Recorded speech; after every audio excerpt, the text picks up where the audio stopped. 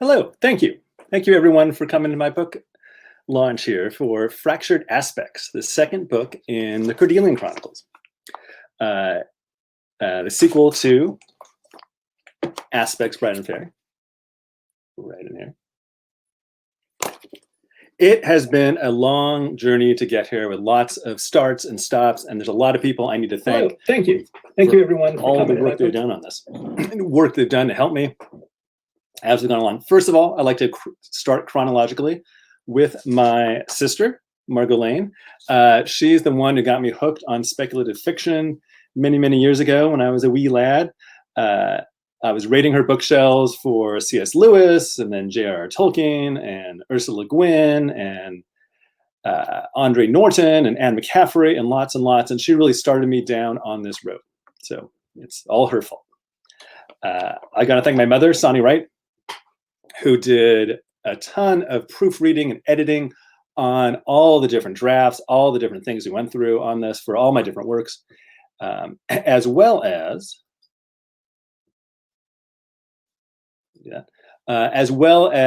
being a great artist who did most of the paintings and illustrations and watercolors that are the background of the books themselves, as well as the website.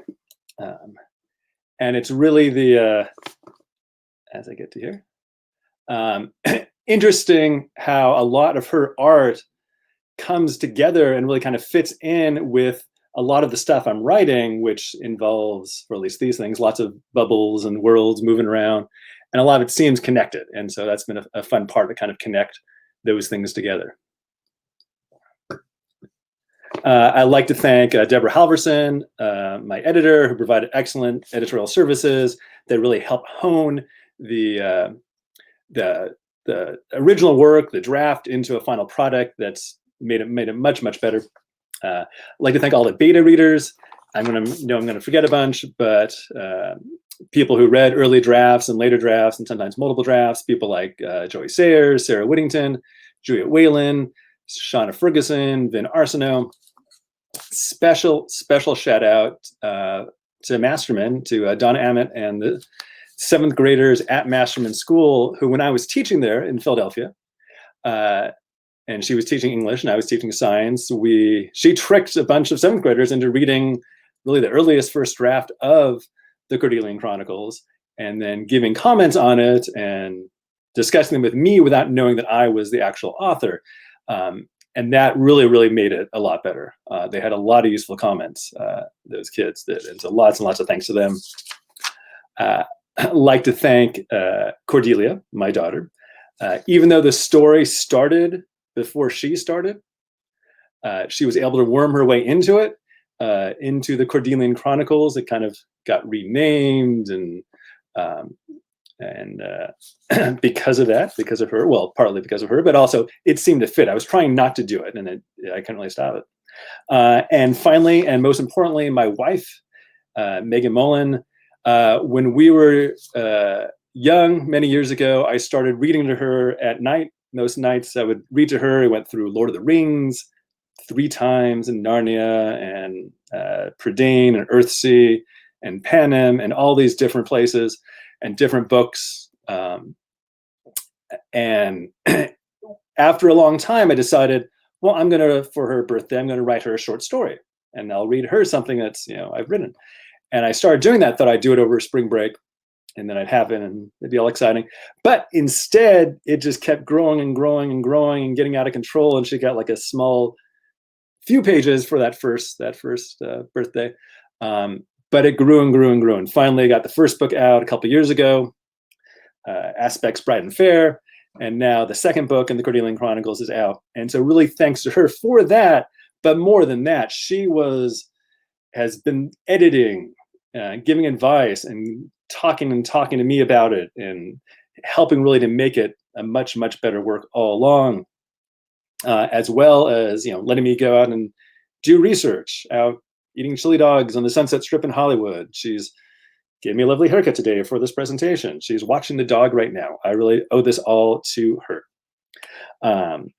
But to paraphrase from Hamilton, can we get back to the science fiction, please? And as I'm doing this, please feel free to ask me any questions as we are doing this. If you're watching this on YouTube, you might have to log in. You might have to make a channel, although it's not that many steps. But you can do comments in there, or if you're on Facebook, I'll try to see your comments there, and I'll try to stop if I see those questions. And certainly at the end, I'll be asked see if there's any questions as well. But for the Cordelian Chronicles, let's just bring this back up again. The Cordelian Chronicles is currently made up of 2 novels, Aspects Bright and Fair and Fractured Aspects, which is the new book. It follows the story of 2 teenage girls from Philadelphia, Joni and Kelly. And there's kind of 2 main central differences between this world, the world of Cordelian Chronicles, and the world we live in, outside of there's no pandemic. One is that here the Earth is one of many parallel Earths, sort of parallel Earths, in kind of extending in bubbles all around us. There's lots of different kind of portal universes or Earths that you could go to that aren't exactly parallel. They're not mirrors. It's not the idea where it's just one slight difference, but sometimes it's that way. There's big ones, there's small ones. And some have different physical laws, and different technology works or doesn't work, and some have magic that's kind of working. And so that's kind of the first conceit of it.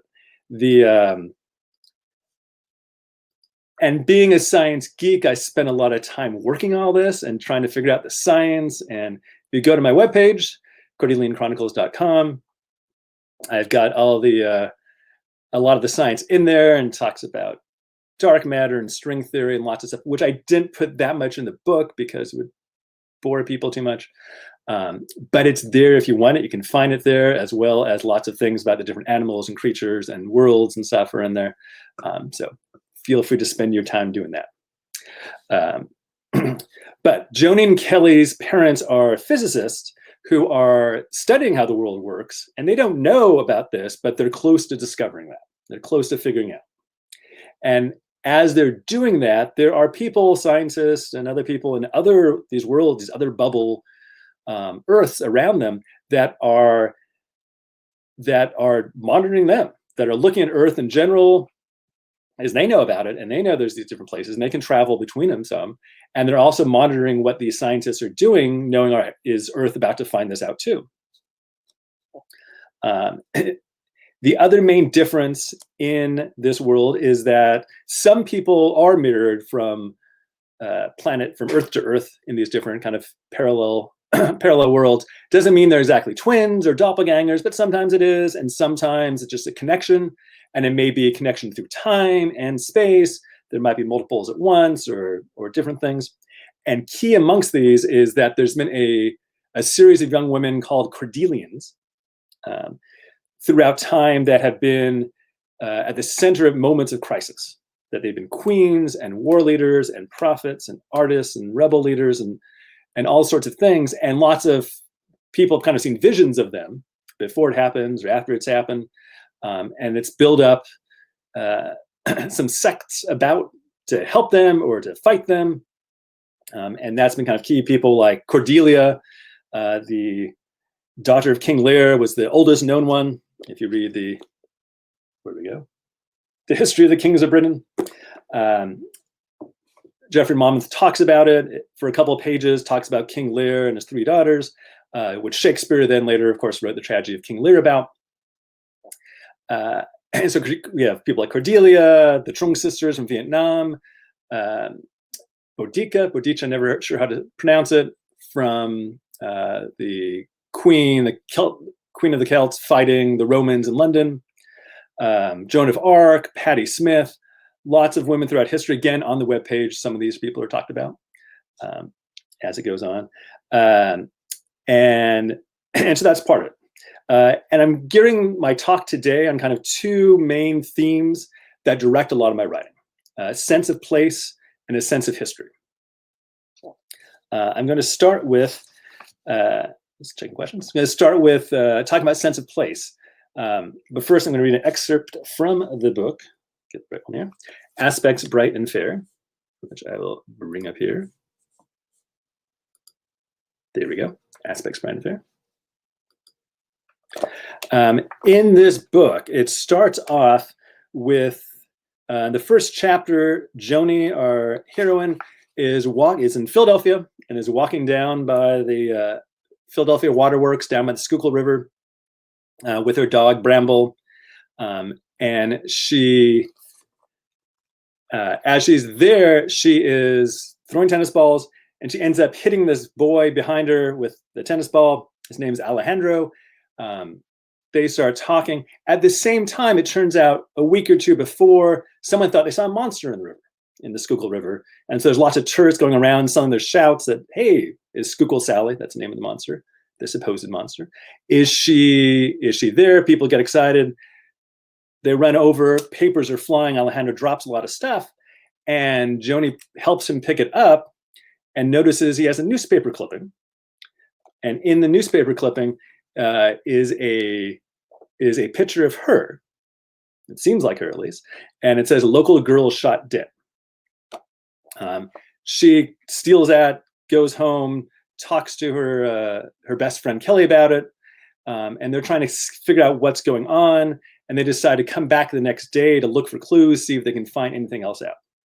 I should point out, however, that even though there's a newspaper in it, doesn't mean the book is really dated. I started years ago. It may be then in a different world they have newspapers or things like that. But that's as maybe. All right, so this is starting in chapter 2. They are down again by the waterworks, looking to see if clues the next day. And Kelly doesn't quite believe that this is all really happening or that Joni's legit. Joni's a bit of a drama queen. It's not you, Joni, Kelly said as they walked Bramble the next afternoon. It's a picture of a teenage girl with shoulder-length dark hair, a thin body, sharp cheekbones, and barely any breasts worth mentioning. It could be half the girls in Philly. Joni smirked at her friend, who was clearly not taking this seriously enough. When the girls had gotten home from school, Kelly had scanned the picture at Joni's urging, but an image search on the internet turned up nothing. Joni then insisted they go back to the park to do some reconnaissance. You're just jealous. I'm like Joan of Arc, getting orders from heaven to drive out the infidels. You know she died when she was like 19. Are you sure that she wasn't 29? Because that's what I keep telling people. I'm sure. All right, then I feel like Cleopatra. Yeah, I know. She was killed too. Whatever, Kelly, that's not the point. The point is that someone's following me. Joni was peeved at her friend for not believing her. Joni was 95% sure the picture was her. Maybe 90% sure. Kelly should trust her. She wished she could go to her parents, but Kelly was right. Joni did have a reputation as a drama queen. No one's following you, Joni. It can't hurt to look. Hand me the binoculars. They had reached the tiny metal-thatched Mercury Pavilion on the bluff above the waterworks. They faced West Philadelphia, with the river 50 yards in front of them and below them. The air was hotter that day than the day before, or at least thicker with humidity. We scanned the area. The crowd hunting for monsters was a little smaller than yesterday's, but there were more people milling about in general. Anything? Kelly asked. Nothing suspicious. I mean, it's Philadelphia, so there's plenty of suspicious-looking characters, but none out of the ordinary. I'll take some pictures anyway. What about that guy, Kelly pointed, the one with the ferret on his shoulder. That's Schmitty, Joni said, gazing at the heavily tattooed, leather-clad man. He's here all the time. We're buds, and I would have noticed him if he got near me. His ferret stinks to high heaven.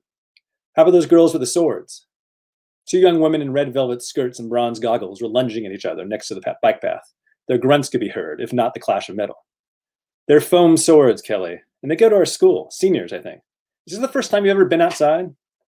How about that boy over there? Which one? The cute one, Kelly said, pointing.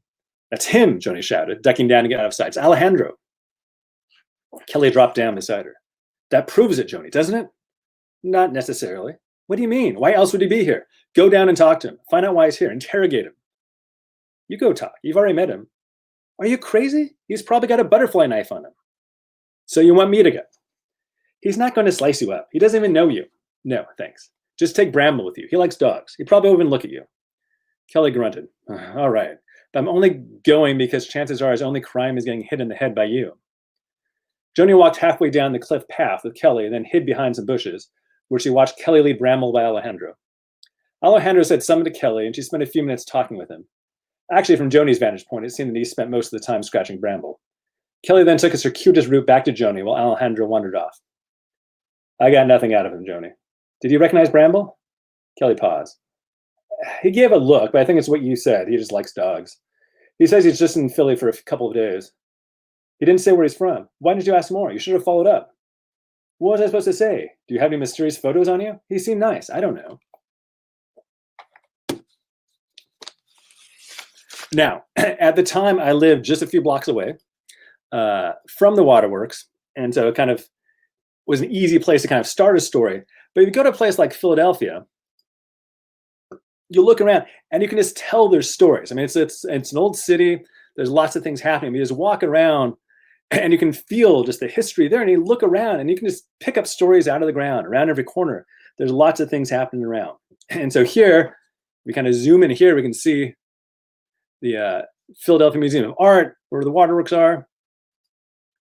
See it here, we got the Schuylkill River, the Schuylkill River going down, and back here is the waterworks. And so it's here that I kind of first had this opening scene, this opening couple chapters. And it turns out, when you look here, we have the waterworks over here, this Grecian revival built in the 1800s. We've got the art museum behind us here. And just look at a place like this. And I'm going to bring up an old picture of it, or an old painting of it. And you look at a place like this, and you can just tell that it's chock full of stories. So this is, what it was looking like. Doesn't look that different now. Some different colors. If you look at it right now, this is a modern picture. What was a second ago? I'll bring it back up.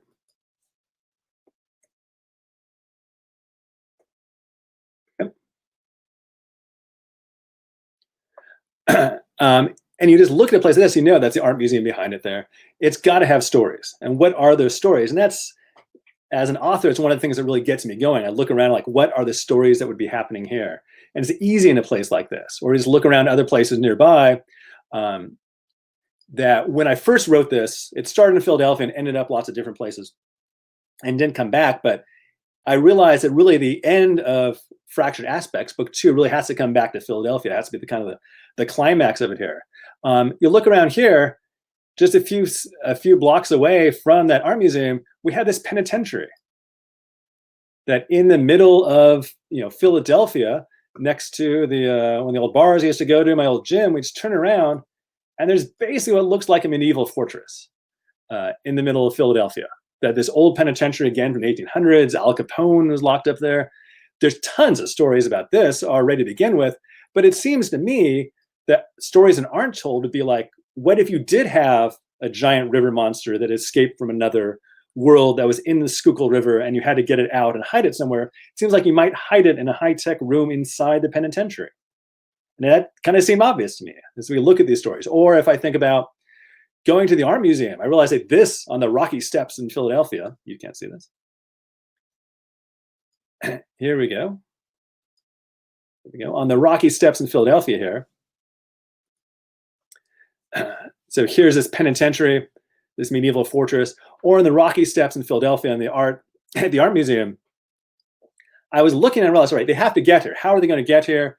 Originally, they just, they kind of walked, they ran from bush to bush. But as I'm studying more and looking around, one of the amazing things to kind of learn about this place, Eakins Oval, we look down here, we can look down to City Hall in Philadelphia, is that there's a whole underground system under there that originally, if we go back here, there's a whole series of train tracks that were built there. And still there's trains going by, and I see those trains. I live right by here, you could hear the trains. They would go underground and end up miles away, but there used to be more, and there used to be trolley cars that went right under. Here's the train tracks going right through.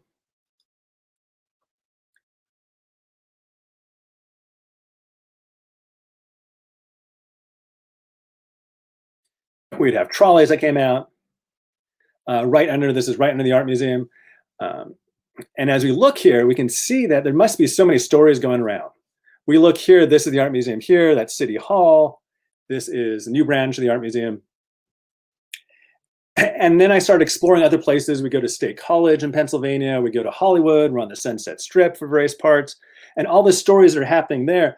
But also writing speculative fiction, like I do, one of the exciting things is what's happening in all these other worlds. And you kind of realize, right, there's stories there too. And what are those stories? And that's part of kind of writing science fiction and writing fantasy. What are the stories that are going to be happening there? All these around. And the other kind of main thing that kind of gets me going as I'm writing is a sense of history. That what is happening now in this place, but what happened before? What is the background? That I love, I know a lot of people love Lord of the Rings because of that history. It gives a depth to it. If you're reading about Frodo and Sam and Strider and Gandalf and everyone, they're going on this adventure, but they're going on this adventure because of things that happened hundreds and thousands and tens of thousands of years before.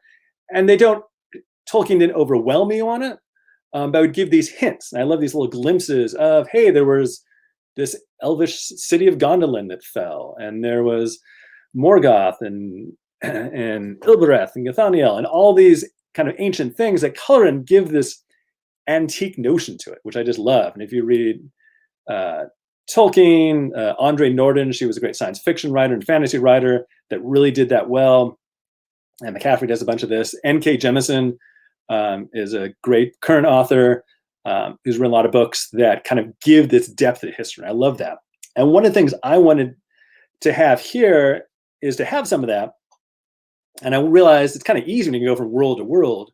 And I wanted one of these worlds to be kind of a medieval world where technology wasn't working the same and maybe some magic could work. And I really wanted to not just kind of look at medieval, but have people from medieval times there. And I was trying to think, all right, when would people from, say, England, kind of the classic medieval times and fantasy world, when would they come to, when could they easily cross? And I had this vague memory of that there had been a battle of some sort. Couldn't quite remember. I called up my dad, who was English history major and big fan, and we kind of talked it out and tried to figure out. It came up that there was the Battle of Malden in 991 AD that happened here. So this is on the coast of England, the eastern coast of England. And in 991 AD, over 1,000 years ago, Vikings were invaded, and like 70 or 90 ships, a lot of ships coming up the coast and fighting their way. But they often didn't have to fight. They would land, they would demand tribute. The people would say, we don't want to fight you, we're all going to die. They'd pay the tribute, the Vikings would move on until they got to Malden. And they landed on this island, and the local lord was saying, no, we're going to fight you. You can't just, we're not just going to give you this. You'll have our spears tipped and poisoned. That's what you'll get. And we know this from a poem that remains. So there's a fragment of a poem, 325 lines, the Battle of Malden, and that talks about this. And they said, all right, we're going to fight you. And not only that, the Vikings said, well, we're on this island. It's kind of hard. It's all marshy. Do you mind if we come across to the dry land where you are, and we'll be easier to fight? Everyone will be happier. And the English lord said, sure, okay, that's a polite thing to do. Come on over. Not a great idea. They all got killed. So don't do that. But my thought is, well, hey, maybe some of these people are actually escaped from the battle. Both Vikings and English escaped. They end up going through a nexus, going through this kind of portal into this new world. After I wrote this, I was rereading some Tolkien, as I want to do. Went back to the Tolkien reader, which you can see when I was a kid, went through enough to tear it apart, unless it's my sister's, and then I apologize. Realizing Tolkien actually had written a story about this too, and so that must be where I got it from. I didn't remember it at the time, but certainly an influence on me. And so what then happened? And so then that ended up being this world they go to. I'd like to read a part from this one. So the end of book one, end of Aspects Bright and Fair, they end up in this world called Avalon.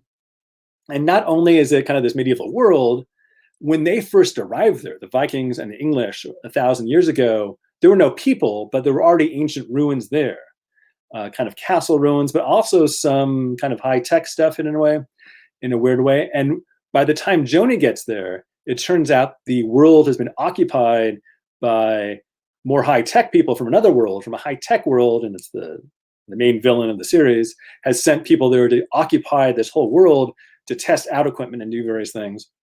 and have killed the entire royal family except for Brith, who is about 17 years old and is, we'll see in a second.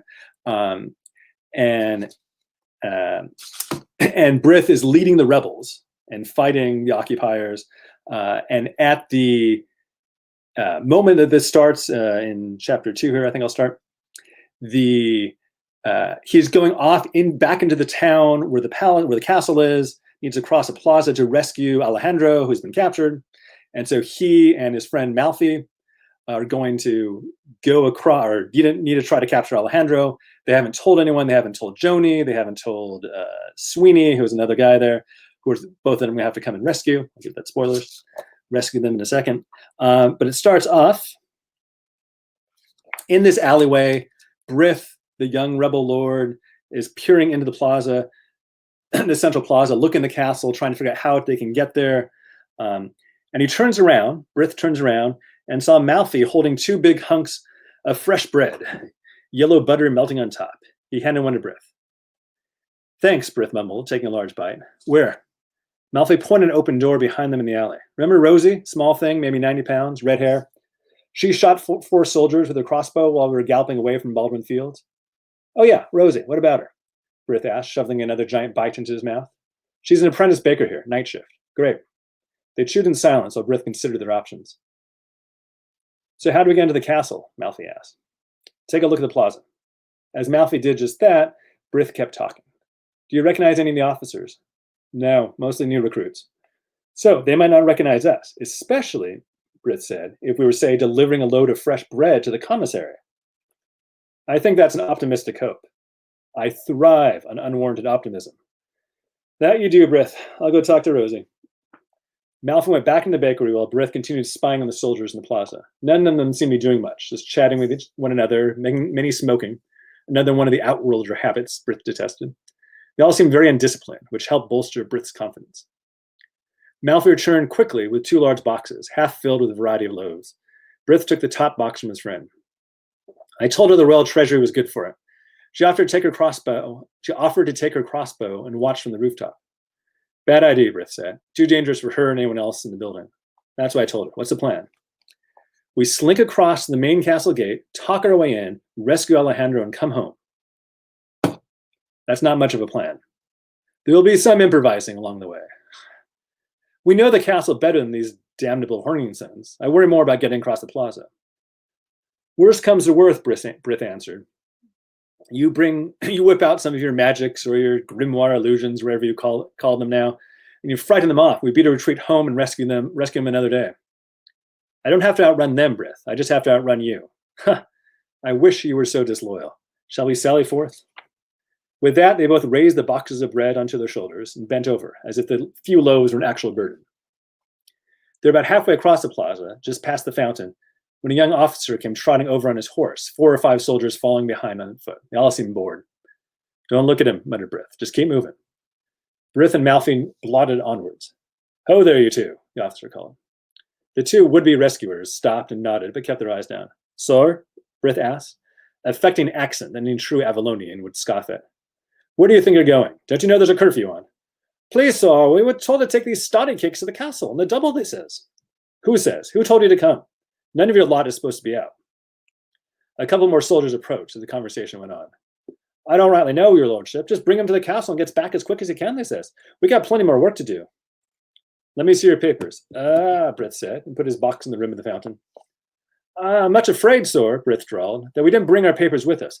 My cousin and I, we were shook out of bed, we were, and we were told to do it straight away. Didn't even have our tea. Sergeant, the cavalry officer said, take them to HQ. If they have business there, well and good. If not, lock them up and bring the loaves back here. I'm sick of the commissary bread. The 2 nearest soldiers, a man and a woman, grabbed Brith and Malfi by their arms and roughly pulled them.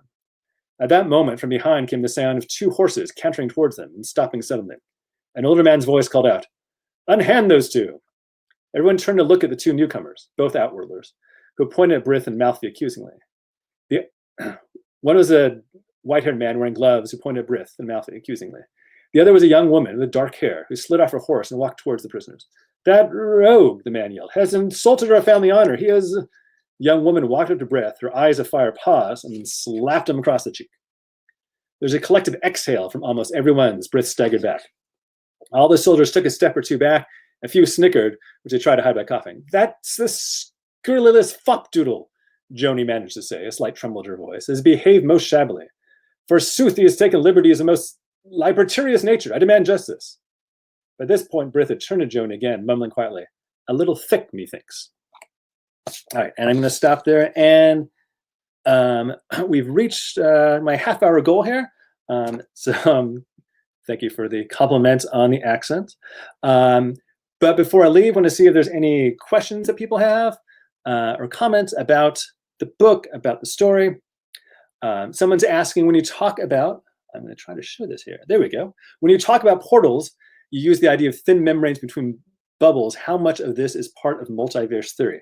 So I'll say right now, I did a lot of studying back, a few years ago to really get this down, and it doesn't always stay in the brain so much. But there's this sort of theories of membranes. We talk about strings as the universe all really made up of strings. But some theories kind of put it out as membranes that might be between a different amount of universes. And so some theories of how the universe might be set up say there might be unlimited universes, parallel worlds. There might be a certain number of them, a few, a 7, 12, 32, depending how it's done. And so there might be some possibility of that. And what Joni and Kelly's parents are looking at is trying to see, they're trying to check out these membranes, that they know the membranes are there. They don't know there's other real worlds behind them, but they're trying to reflect certain waves off those membranes and try to see how that works. And then my idea from here is that in certain places it's thinner. If you've got the Schuylkill River in Philadelphia, it's thinner, and so some animals can kind of be drawn across, and people can be drawn across. Around Malden in England, that was a thinner place, and it was able to, these English and Vikings fell across through a portal. If you think of Narnia as kind of portal fantasy, this is a science fiction portal fantasy. In the first book, someone builds a train that has these kind of membranes twisted inside, and it was really good for traveling around, but eventually the train stopped and they built a chili dog stand out of it. It's on the Sunset Strip. All right, here's a question from Facebook, which I can't put up on the screen here. But question is, how much did you outline and develop this tale versus make it up as you went along? So there's the planners and the pantsers. Planners plan ahead, pantsers do it by the seat of their pants. I started this off writing a story for Megan, and it was just kind of like, all right, she's walking with her dog, and this happens, and what happens next? And it was a fantasy. There were witches and things. And so it very much kind of started off just kind of growing that way. And then there were scenes I planned ahead. I knew certain scenes that would be important, worlds they might visit. They'd be stealing cars in this underground city. They'd be having a final battle somewhere. They'd be having kind of a dream world they go to in the second book. And so I had those scenes, but didn't plan that much as it went along. For my new book, I'm writing a different series. I'm writing a middle grade space opera, which basically means sci-fi. And Star Wars is space opera. There's no singing. I planned it out a lot more, and I think that it certainly helped writing it to kind of plan what's going on and the character arcs of all the people. Because here I had to go back. One of the reasons this took so long is I went back and changed, realized they have to start here to end up here, both in their physically where does the journey go, but where does their personal journey go? And then second question was, was not expecting the nod to jazz, which you see in book 2. Someone's already got the book. That there's some mentioning of Coltrane in it, which actually was in the first book, I guess, actually. Picks up a Coltrane CD, which ends up being important in the second book, John Coltrane. So much of this, the question is, how much was music involved in this? I listen to a lot of music. Anyone who knows me, I listen to a lot of music. And a lot of the characters, Joni, I was listening to Joni Mitchell, and Kelly, I was listening to Kelly Hogan, and Alejandro Escovedo, and all these people. The original title of the novel, of the series, was Where There Were Deserts, I Saw Fountains, which is a quote from People Have the Power by Patti Smith, which is an amazing song. And one time I saw her years ago, did the most incredible version of it at the Bridge concert 15, 20 years ago. I'm going to take off Marty's question here. So we've gone here. And there's a kind of a key scene in the first book when they're going off to this Cordelian shrine, and there's music playing, and it's kind of reference, but it kind of connects a lot of different parts, even though I took the title away, but while you're reading it, you should go back and play Patti Smith. That's my advice there. Another question here. Many legends of heroes often have an origin myth of either death or separation from parents. Hello, Potter, Harry Potter. In your stories, are you thinking about, let's change it there, about the parent-child relationships that seem to be warm and nurturing, and probably something else, and present. So yes, that's a key issue here with all these types of stories. How do you get, if you have kids, how do you get them away from the parents? In the space opera I'm writing, the kids are a bit younger. It's more middle grade. They're 14, and the idea was they were frozen just to travel across space, and then had to be woken up because there are only ones left, and they need to save the day. Here, I have to get them away so they can have these adventures, and there's not parents in the way because parents ruin adventures, unfortunately. And so there's a lot of kind of thinking. There is a good amount of thinking. All right, what is that relationship? Are they trying to get back? And part of kind of the dynamic between Joni and Kelly is that at first Kelly really wants to get back to the parents and back to the family, and Joni wants to have adventures. That she's excited this is happening, and she doesn't really seem to care of the consequences and what might happen.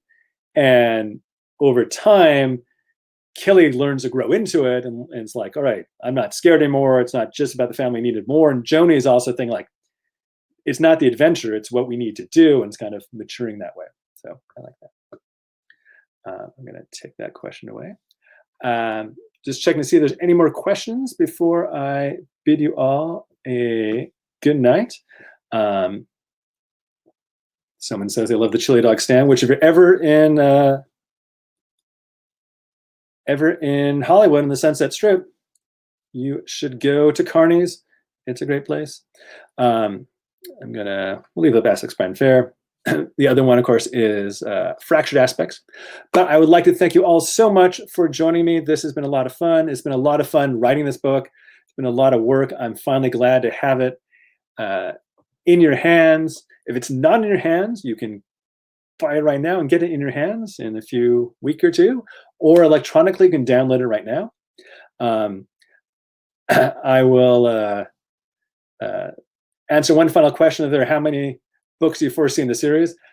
As many as people want, I would say. I have a list of many books that I'm thinking of, but I'll see what people are interested in it overall. The space opera is a different series, and I'm querying agents with it right now. And so hopefully an agent will love it, and then we'll see it come out soon after. Remembering, if an agent loves it today and gets it to a publisher tomorrow, you'll probably see it in like 2022 or 2023. These are long processes, which was one of the reasons to kind of push this as the way I did these books here. And will say thank you to everyone, especially thank you all the people I acknowledged at the beginning for all the help they have done, especially my family, and one of whom is asking a question there. And I will see you when the next book comes out, if not before. And if anyone's interested, I do virtual visits to schools and different things. If you're interested, let me know, contact me, and have a great evening.